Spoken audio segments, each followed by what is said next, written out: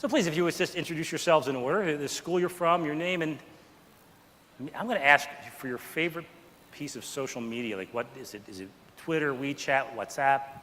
Just curious. Okay, hi everyone, my name is Ervin. I'm from Jurong West Secondary School. It's in the west side of Singapore, so I don't know if you know about the school, but a bit about myself. I love software. I love software a lot. I do coding as well. And on my favorite social media, I love Facebook. Facebook is one of the best social media app that has ever been developed in human history.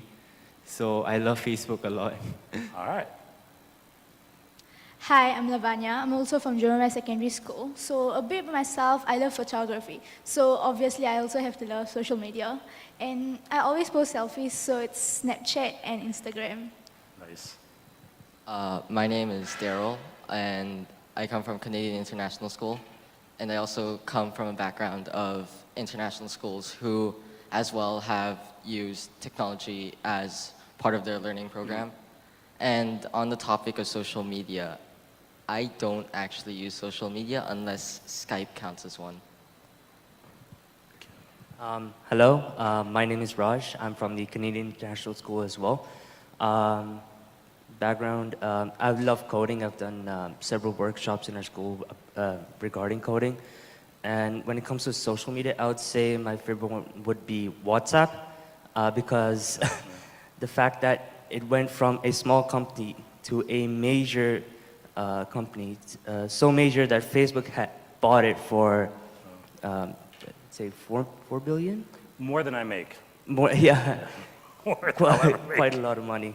Yeah. So, yeah, WhatsApp would be on my number one. That's awesome. I particularly appreciate the fact that there's a range of interest in terms of social media. I know Skype can really be used for homework. You can just reach out to classmates, right? And it is a form of social media, but not the typical one. I really like that. So here's a question. When I say technology, you know, people of a certain, I'll say, experience level instead of age, have a different, I think, understanding of what that even means, or high tech, or education technology, than maybe how you perceive it. So when I say education technology or technology, what do you see? When they say education and technology, for me, what comes first in my mind is projectors, laptops, because that's what we use in school almost every single day. Oh. For me, education technology is about tools we use online that teachers expose us to, and one of the tools that we, or the school teachers normally use in my school is Kahoot. It's one of the best learning tool ever.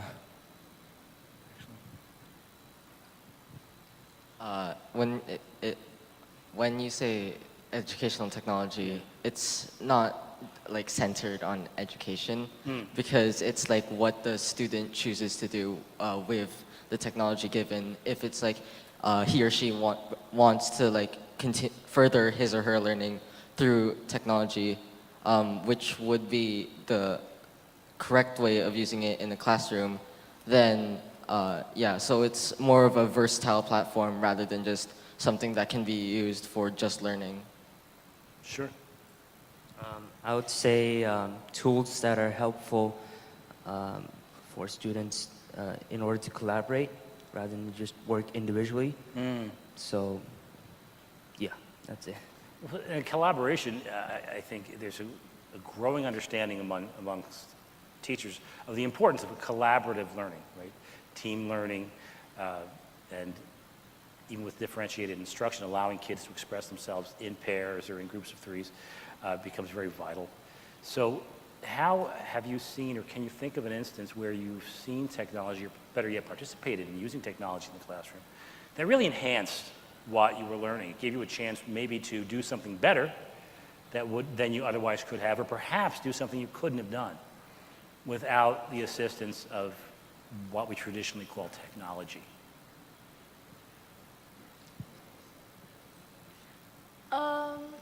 Okay, so what I mean, during group works, it goes without saying we need technology. Like, let's just say history. we cannot just rely on the textbook because besides the textbooks, there's a lot of stuff that's not written in there. So Right. internet is the only tool we can use to find things outside the book. So I think technology is a must during like group works and all. For me, technology, when it comes to collaboration, technology is widely used in schools today. So, for example, I'll just name a few. Google Docs. Yeah, everyone uses it because Google Docs has transformed how text documents actually work. Because back in the days when we have Microsoft Word, you need to copy and paste it in thumb drives. But right now, Google Docs, and with the rise of cloud platforms, everything is just synchronized from one platform to the other. And I feel that it's very important, especially in schools. So you can work on one device and your friend on another laptop can just edit it. And it's synchronized like almost every second. And I feel that that really helps education and homework as well, because homework, we do a lot of projects, we need to do reports, we need to do our findings, our research. So tools like Google Docs, Google Slides, and basically all the tools that we use online and cloud platform as well, I think it really transformed how we do our projects in schools. To further on to what he said, using Google Docs, we had an instance where we would just all work on Google Doc, and instead of using the chat function on Google Docs, we would just communicate with each other and talk it out rather than you just typing it out, which expands the creativity, the ideas flowing around. Please. Technology makes collaborative learning much more easier because it also applies to like home learning or homework. Because then, like, as mentioned before, Google Drive, you're allowed to share with your document with other people so that they may collaborate on it as well online. And that's a really good tool because then you wouldn't have to meet up in one place after school or something to try and finish a project that would have been like really a hassle for some people, because then what if some people couldn't come to like the meeting? Right. So it's much more efficient that way. It does. One of the powers that I see, I think teachers see too, is this idea of, well, being able to communicate with classmates, but not necessarily at the same time. The teachers speak for that as asynchronous, right? Not at the same time, and synchronous is the same time. But we do see that, I think. And have you seen teachers modeling these kinds of abilities to communicate and collaborate with each other and with students, as well as the student to student? Do teachers get involved in these communications as well at your school? Or can you think of an instance where it was very helpful for a teacher, that a teacher did do that?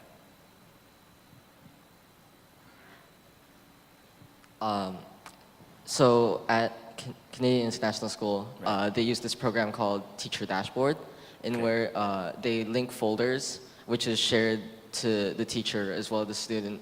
So what they ask the student is to, every time they create a new document, they put the document in the specific folder according to the subject. So then the teacher can also access it easily and comment on it if there's like something wrong or something needs work on. You know, in Singapore, secondary schools have MC online. So actually, let's just say like students cannot make it to school. What teachers do is actually upload the assignments in there, so everyone in the school can actually receive the assignments and they can actually complete it on time. It's not necessary they have to come another day to collect the assignments and then the due date and then they give it. So it's quite fast. Yeah, and I think about web portals online.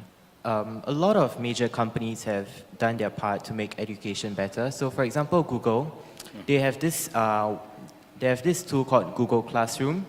It's a revolutionary tool where teachers can just connect with students online and they can just upload assignments as well, and you know, students can work on that with teachers. So Google Classroom is a really great tool, and I think I heard of some international schools, especially schools in the US who use Apple schools as well. That's a great tool as well. So I feel that using internet, especially in these few years, internet has broke the record of going faster than ever. So, going online and learning and doing assignments online really helps us a lot. Yeah, and it saves a lot of time.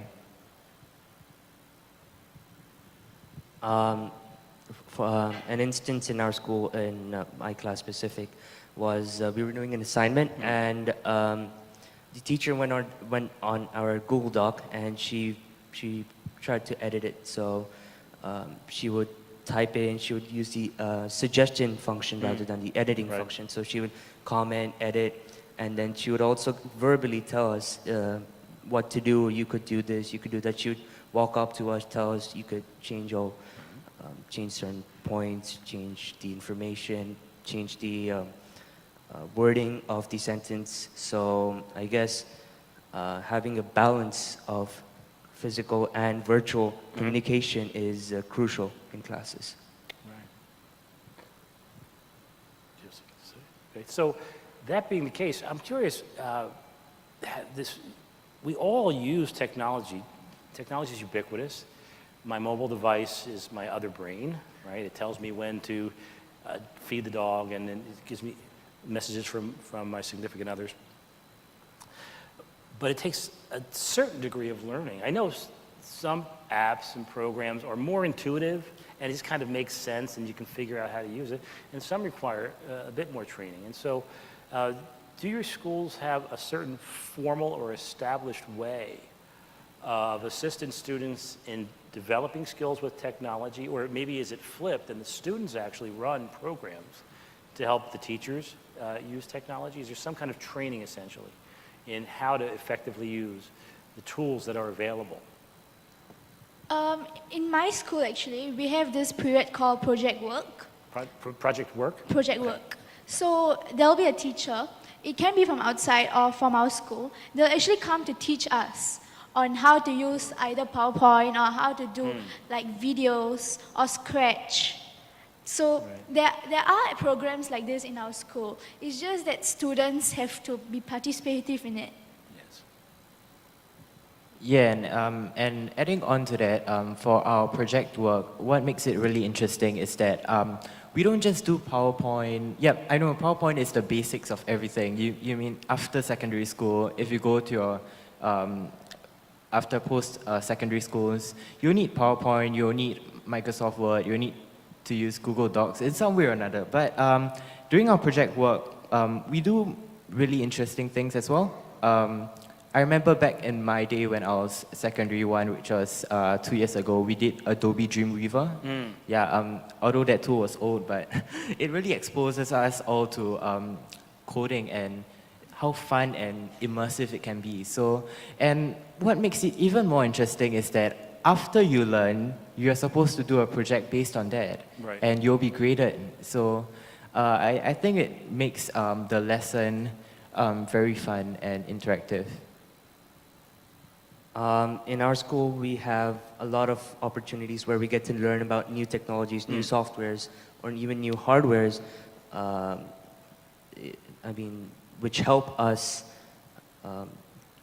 solve a problem or finish a project in a new and different way.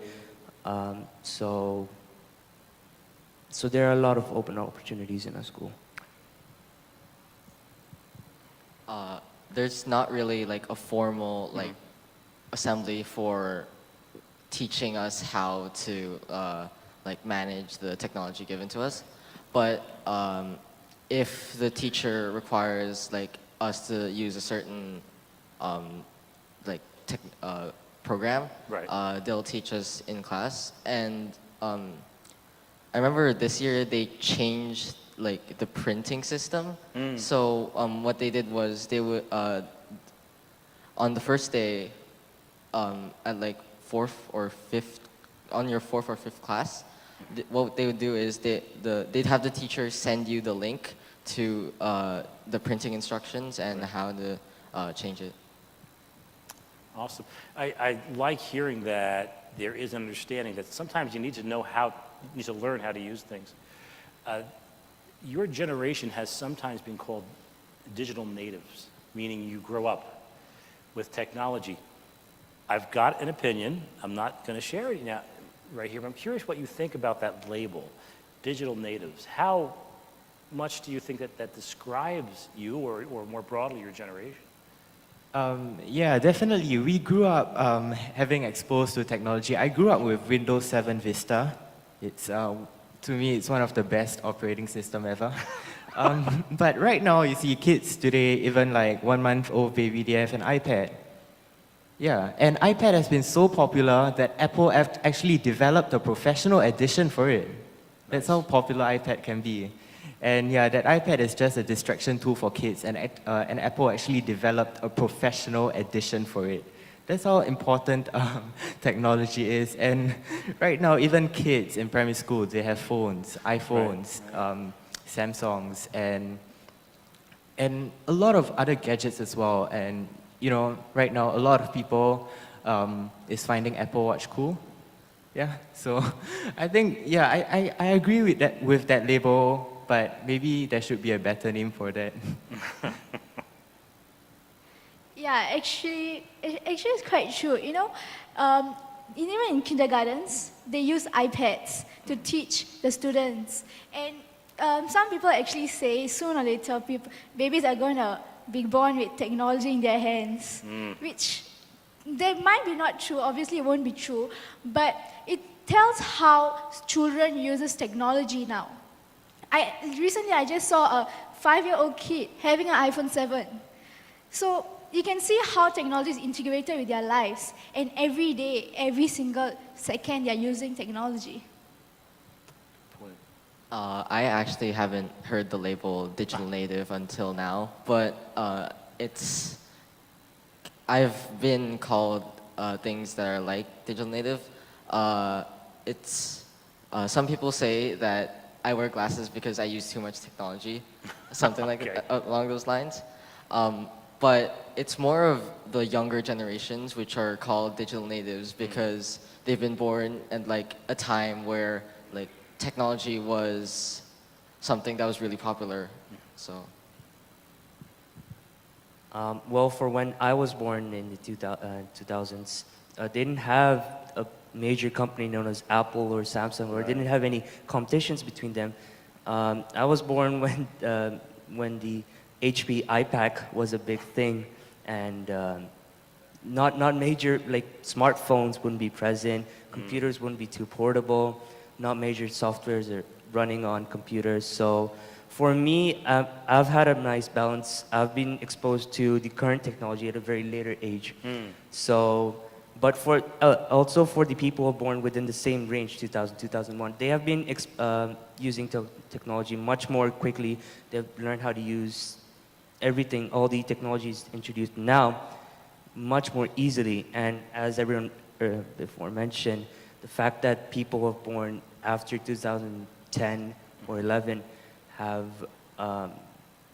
been using technology so much that even a 2-year-old or a 3-year-old is now using a smartphone, and I can't, and it's not imaginable. I mean, a kid learning, and before even he could even speak, he knows how to use a computer or a phone before he could move, walk around or talk to his parents, which is a bit scary to me. So it's a change for me. Well, I think you've made several people in this room a little more comfortable to say that it's a little scary for you, because, you know, for some of us, there weren't computers, certainly not personal computers, when we were very young. And so it's nice to hear that there is a certain reflection and evaluation about technology where you want to make sure it's effective and useful. Well, yes, please, go ahead. So the balance of having technology and communication, like real-life communication, is crucial at this age, because the amount of technology exposure to technology we're having right now is increasing day by day, with new technologies being introduced every second, and yeah, it's scary. So everyone has questions when you're learning a new piece of technology, or there's a new app, new website, PowerPoint updates for the ad nauseum number of times, and suddenly the buttons you're used to aren't there. How do you approach that challenge of being faced with a new tool when there isn't formalized training, when there's not going to be a class on how to use it? What is your go-to? Is it the help menu? Is it calling up a friend? Is it, I'm not sure, is it going on the web? How would you troubleshoot that? You say, I just don't know how to do this function in this piece of software. I don't know how to use this piece of software very well, but I need to learn. What might you do? What would be comfortable for you to do? I'll just click everything. I'll just figure out myself. Or if I really cannot, I'll ask the younger ones. Sometimes they actually know what I don't know. Or I can ask my friends. Everyone is updated with everything right now. Right. Yeah, and for me, there isn't really much challenge to how to use a tool. So for example, let me bring an example in iOS, the operating system which runs iPhones and iPad. Everyone knows how to use it. You've never seen anyone download a user manual on how to use iOS. Everyone knows how to use it because there's so little buttons that you just need to use your common sense and find out which one to click. So it's really simple right now. And of course, right now with design, and I think design plays an important role to user interface as well. Right now, simplicity is everything. So right now, if you go to a website, or if you're on Android, or if you're on iOS, there's just buttons. Just you'll know what to press. It's so natural to you that over time, you won't have any problems knowing how to use a new tool or a new app, or maybe how to interact with a website, because it's somehow, I think there's a relationship in design for user experience across all platforms that you'll know how to use it naturally over time. Well, there's actually a whole industry of research into what is intuitive. How do you get something to be intuitive and just make sense, right? It's interesting. Yeah. Other thoughts on what's your go-to if you're facing... YouTube. How-to YouTube. videos. Truly, it's amazing what you can find on YouTube, right? So if that doesn't work, then For Dummies books is the second option. Nice. So if that doesn't work, it just not using that technology anymore. So it depends, for me at least, on the mood I'm in, whether that technology is something I need right now. Right. So for example, softwares that they introduce to us in school, sometimes I may not understand them, sometimes I do, but if I do understand them, I just quickly get into it. I can help people familiarize themselves with the technology. Whereas, for example, Photoshop or Premiere Pro, I have no idea what's going on and I've tried to use it for the past 2 years. I have no idea what's going on. I've tried several books, how-to videos. Oh, you're not alone. Yeah. I know just enough to get, but no, it's tough. So it's tough. So I just stand back, let other people do it. Get other people who know how to do it, people who can actually use it, get them to use it rather than, I mean, I understand that you need to know all these various softwares, know how to use them.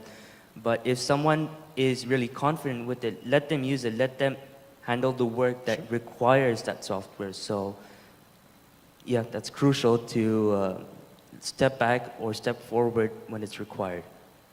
Yeah, and adding on to that, especially in this coming few years, design for user experience have evolved a lot. Like right now, mobile smartphones, everyone knows how to use it.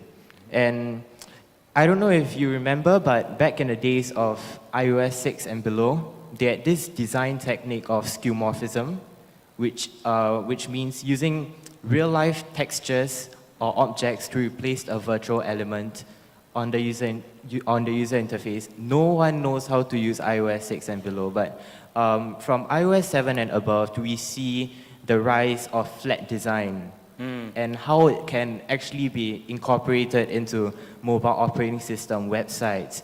And it really makes the whole user experience better by making it a cleaner experience. And right now, I think everyone is getting used to it. You see flat design on Android, you see it on iOS, you see it on websites, you see it in applications. You see the relationship is there on flat design right now, and and also graphics design. And I think that's, that kind of design has been incorporated into user interfaces as well. So I think, yeah, I think in the next few years, we will reach a point where user manual is redundant. We don't need them anymore because everyone knows how to use it. Interesting. On like the topic of updating and using new alternatives, my friend actually on his laptop, he hasn't updated it for the past, he hasn't updated the software for the past 3 years. So he still has the same software. And like some teachers ask him to update it because some of the programs require a later function. But he doesn't want to update it because it consumes so much time, even though like the current one still functions on his laptop, still functions well, and it also it takes up more battery, which is kind of redundant because if it would, well, it makes sense that it would take up more battery. And the third reason of him not updating it being because the new ones look much more like they've removed some functions of the old one. And I guess that's because some people are like afraid of change, and that's why they don't want to change it. Yes, I think all people at some level are, I think the change is uncomfortable. Attention, everyone.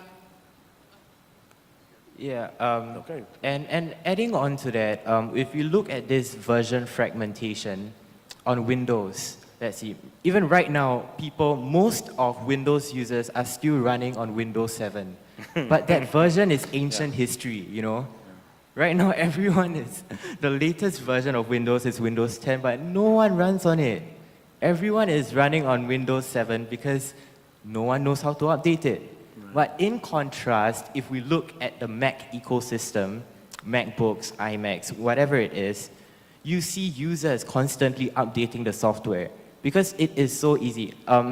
For those Windows users who don't understand how MacBook works, you actually update your version from the Mac App Store. So it makes everything easier. But on Windows, you can't find, for me, I'm a Windows user for 6 years, and after 5 years, I still got no idea where the settings page is. That is how confusing Windows is. That's why I switched to Mac. Actually, I'm a Windows 10 user. So, actually, I find it pretty easy. I mean, I don't know why people are still stuck in Windows 7. Even my mom doesn't want to update it to Windows 10. She's still in the ancient kinds. But in Windows 10 is actually easier.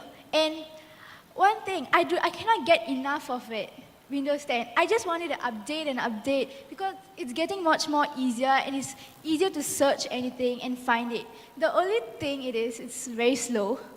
So every time it slows, like it has to update the next. So even I do Photoshop. So I use the trials, I don't buy it. So every time one trial finishes, the next day I want to download it again, and next update is up. So every single time the trial finishes and next update. So technology is going very, very fast. So you can't stop. And it can be hard, it can be easy, but you just have to try it on. I asked a question basically concerning how do you reach out for help when you don't understand how something works, and you give me some wonderful feedback. Thank you, because everyone here has benefited from hearing you. I'm interested too in this aspect of social media. I am convinced that we are hardwired as a species to be social, to connect, to interact. And I think the explosion of social media is related to that. Now, there is a certain discomfort for many people who are a little older in seeing kids on the phones, you know, even if there's 3 friends, right? And it's a typical scene, right? And you're doing that and you're communicating. What would you say to an adult or a teacher who, let's say, it's lunchtime and presuming you're allowed to access your mobile devices, and you and your friends are doing that and they come by and say, you know, you should talk to each other. What do you say to a person who says that? I mean, I understand where teachers and adults are coming from because they are born in the era where there's still like keypads on mobile phones. Facebook didn't exist. So I think it's normal to fear change because if you look 10 years ago on the subway, it's so noisy, but right now, everyone is on their earpiece, everyone is on Facebook, everyone is on Snapchat. So I would say that it's normal. I mean, yes, there's disadvantages of social media, but if you look on the bright side, you're able to connect with your friends. You know, social media has become more fun than ever, like Snapchat filters. I mean, I get addicted to that as well. So, I mean, it's okay to be addicted to social media, just stare down at your phone, type on a keypad. I mean, it's normal, but over time, adults and teachers still realize that, hey, it's actually not bad, and they'll start trying on social media themselves. So, it's, I'll say it's normal. I mean, yeah, it's just change. But then practically in the 21st century, everyone is using their phone. Teachers, families, students, babies, everyone is using. So I don't think anyone will complain that we're using our phone too much because they know themselves they are using it too much also. And actually, technically, we were in a group work session and everyone was on their phone. And if you see everyone, we're actually talking to each other in WhatsApp. But we're not talking we're only talking virtually and not verbally. So we are still talking. It's just that I technically think we do not want to use our mouths so much. But even teachers do that. They're in the next cabin, but they still prefer to text than go there and talk. So, to be honest, they also can't blame us because they're also in fault. Nice, nice what you did there. I don't really use my phone that much as opposed to other people in my generation. But on the topic of like using your phones while next to each other, I think that's a stereotype that teachers have developed. But it's not just teachers, it's also like parents and adults who have developed like the stereotype of like if they use technology too much, one day they might like not talk to each other and just start texting. Like if it's fine if it was like Snapchat or something because then you could be showing like photos of what happened a while ago. But if you're texting while next to the person, then that's something to be concerned about. Fair enough, thank you. So I guess the only software or the only technology does not fall into this category where you're using social media to communicate to each other would be Skype because it has the feature, or even Facebook call these days, or even Snapchat because they use cameras and you can actually record or even live call your friends.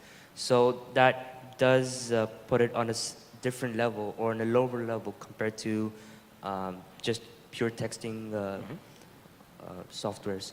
So, well, keeping a balance of having software such as Skype or WhatsApp, and then on the other hand you have, not WhatsApp, sorry, Snapchat, and on the other hand having just text like WhatsApp, Twitter. You should keep both, and at the same time, obviously, talk to each other. So, yeah, that's it. So I'm hearing it's really, we are being social. It's a social through a medium, and we're able to be social with more people who are not physically here necessarily.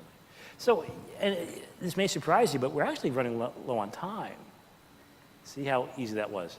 But I do want you to have the opportunity to communicate with teachers today, and because we're using technology to record this in the future, what would you like to see in terms of attitude, approach? What would you like to see happening in classrooms? And maybe it's already happening. But are there ideas you have as to how teachers should approach student use of these tools, like social media, for instance? I think specifically of social media. What would you say to a teacher or teachers, if you could and you can now, about these tools? I mean, now in this day, we actually do use technology in schools, and some schools actually use iPads instead of textbooks. And Actually, I would actually do not want to use social media in schools, especially during lessons, because that is actually a type of distraction for us. As you said, we are very social in media, but when it comes to studies and education, I don't think we would want to use social media, because obviously if we start on one topic, it will go on to the next and next and next. So it won't really stay on the topic of education. So even if we use iPads or other tools, I think we should just stick to the topic of education and use e-books. Now, I don't think anyone, people do use books, but most of us read e-books, and comics or animes, we use Wattpad. So I think if we use e-books or like Ask and Learn or Mac Online, so it's easier for us and it won't touch the panel of social media. So there are many teachers who are relieved to hear you say that. 2 minutes in your final thoughts? You have 2 minutes for your thoughts? For me, if we use if we use technology in education, I would really love that idea, because we are in the year where storage processors are affordable. So that makes our gadgets, our iPad, even more affordable than ever. Yes. So this is really the right time where we should start using technology in education as well. And I mean, just look at the number of benefits that you can get from using technology in education. Firstly, of course, environmental benefits. You know, in schools we use so much paper.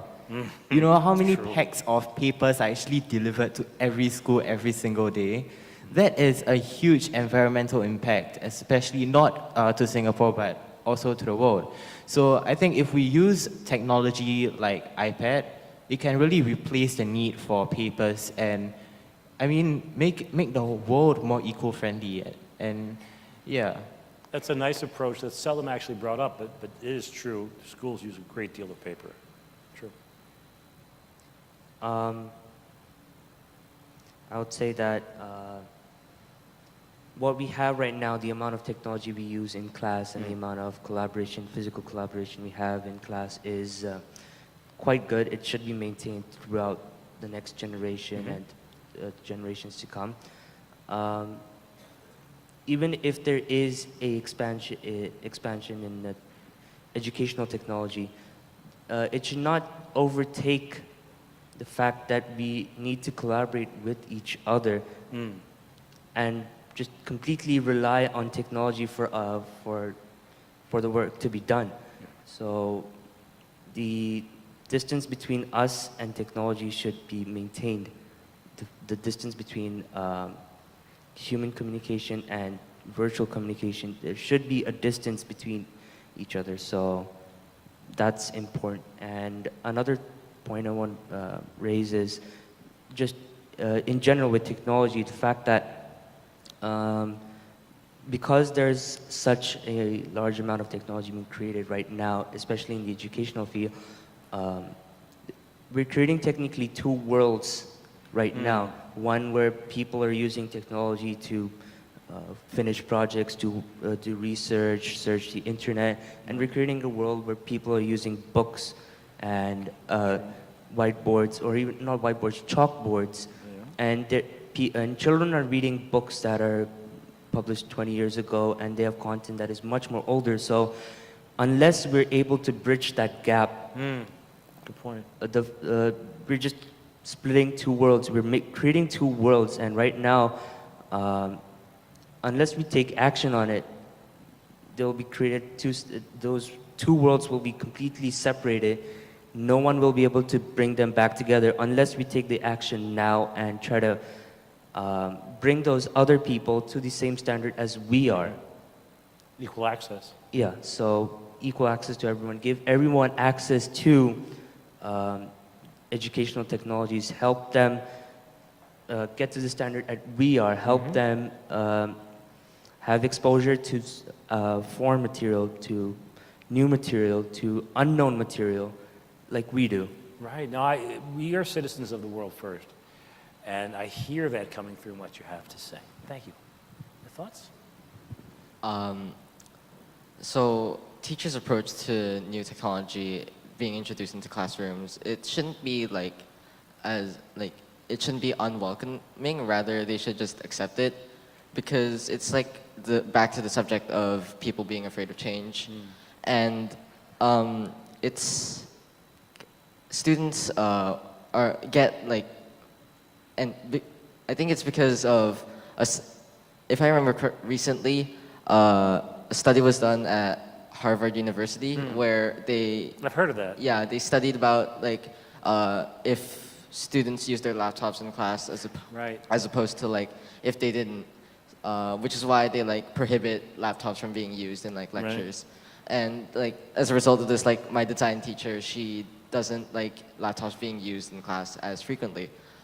But it shouldn't be that way. Rather, they should just accept it, because because lectures, we all know that lectures are forgotten very easily. It's like if a teacher tells you answers to a test and the test is next week, you'd probably forget them by the time the test was there, unless you took notes, which most students don't do. Rather, they'd rather use technology to just look it up for themselves. So that's it. No, I understand. I appreciate the nuances, the insights, the multiple perspectives. And I think we've been blessed by your being here. So we're looking at the future, and I'm confident the future's in good hands. Ladies and gentlemen, join me please in thanking our panelists. Thank you. Wasn't that hard, was it? Yeah, thank you so much. Thank you.